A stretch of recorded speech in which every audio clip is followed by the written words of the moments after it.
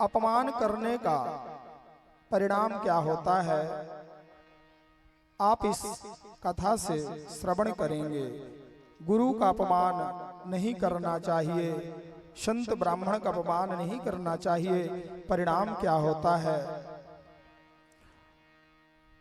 एक बार की बात है, दुर्वासा ऋषि भगवान विष्णु के पास गए और भगवान विष्णु से मिलकर के वापस लौट रहे थे। उसी समय देवराज इंद्र ऐरावत हाथी पर बैठकर के आ रहे थे। रास्ते में भेंट हुई। दुर्वासा ऋषि ने वो माला अपने गले से उतार करके देवराज इंद्र को दिया। देवराज इंद्र ने उस माला को अपने हाथी को दे दिया। हाथी ने तुरंत उस माला को कुचल दिया। उन्होंने श्राप दे दिया कि तुम श्रीहीन हो जाओगे। इंद्र की लक्ष्मी चली गई, कंदराओं में छुपने लगे। ब्रह्मा जी के पास में गए, ब्रह्मा जी लेकर के विष्णु के पास में गए। विष्णु जी ने कहा कि इस समय तुम निर्बल हो। उनके पास में शुक्राचार्य की मृत संजीवनी विद्या की शक्ति का प्रभाव है।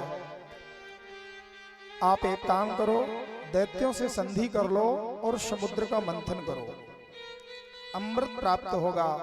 उस अमृत से आप अमर हो जाओगे। बोले कैसे होगा। बोले उसकी युक्ति हम आपको बताते हैं। बलि के पास में जाकर के देवताओं ने संधि का प्रस्ताव रखा और सभी समुद्र का मंथन करने के लिए तैयार हुए। समस्या हुई कैसे किया जाए। भगवान ने मंदराचल पर्वत के पास में जाकर के कहा कि चल करके देवकार का कार्य साधन करिए, देवताओं का कार्य बना दीजिए। मंदराचल पर्वत को गरुड़ ने अपने पंजों पर उठा करके लाया है और समुद्र में छोड़ा। समुद्र में डूबने लगा तो वहां पर भगवान ने कच्छप अवतार धारण किया। बोलिए कच्छप अवतार भगवान की। कच्छप अवतार भगवान का हुआ है। और उसके बाद तैयारी हुई रस्सी के लिए, पर्वत मथानी के लिए तो आ गया। अब रस्सी चाहिए मथने के लिए।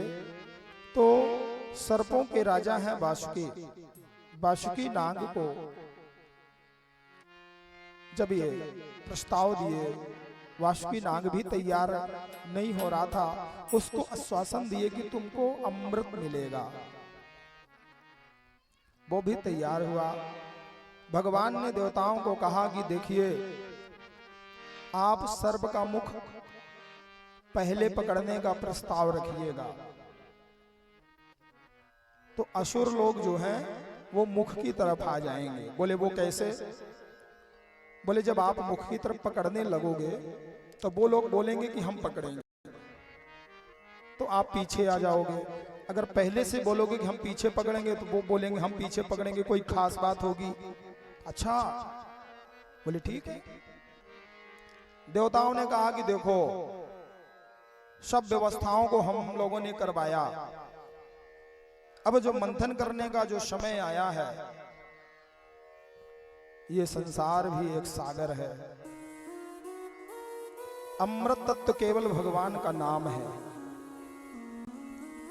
अभी संसार सागर में रहकर के आप क्या मंथन करते हो और क्या प्राप्त करते हो।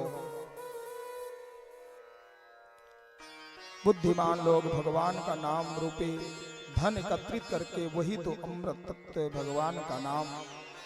भागवत भक्ति, भागवत श्रवण, भगवान का चिंतन, ये अमृत है।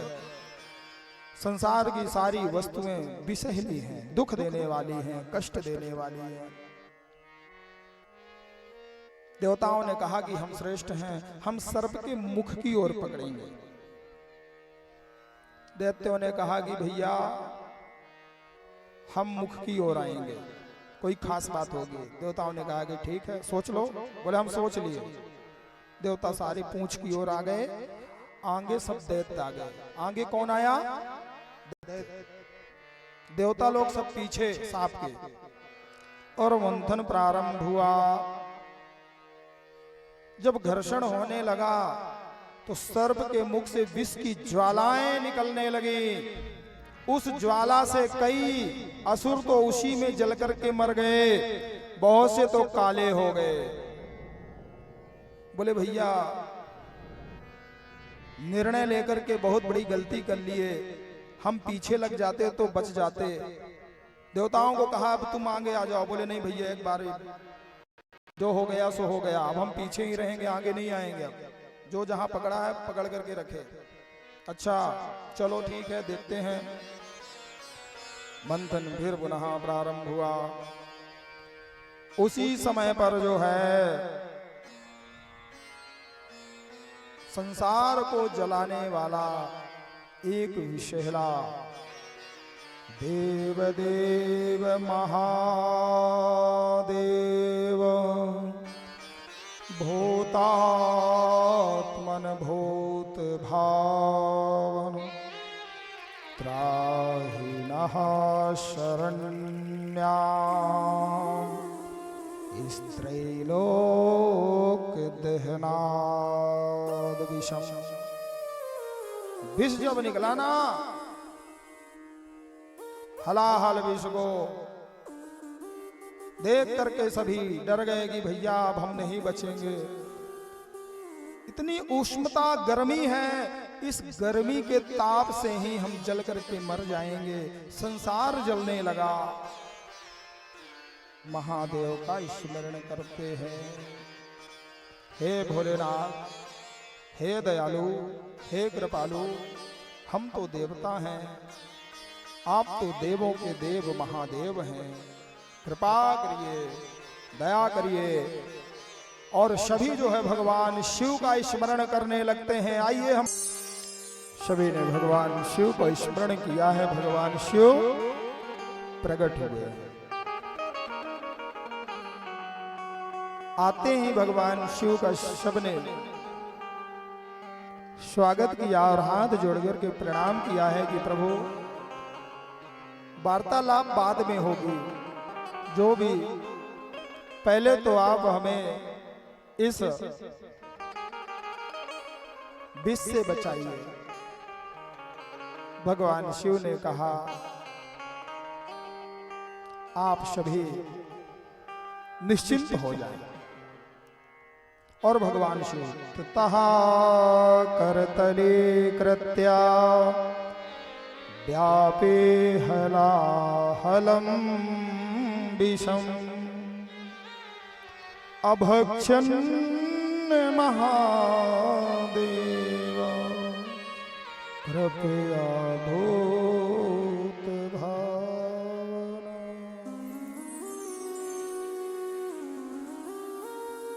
अपने हाथों में लेकर के महादेव विष का पान कर गए।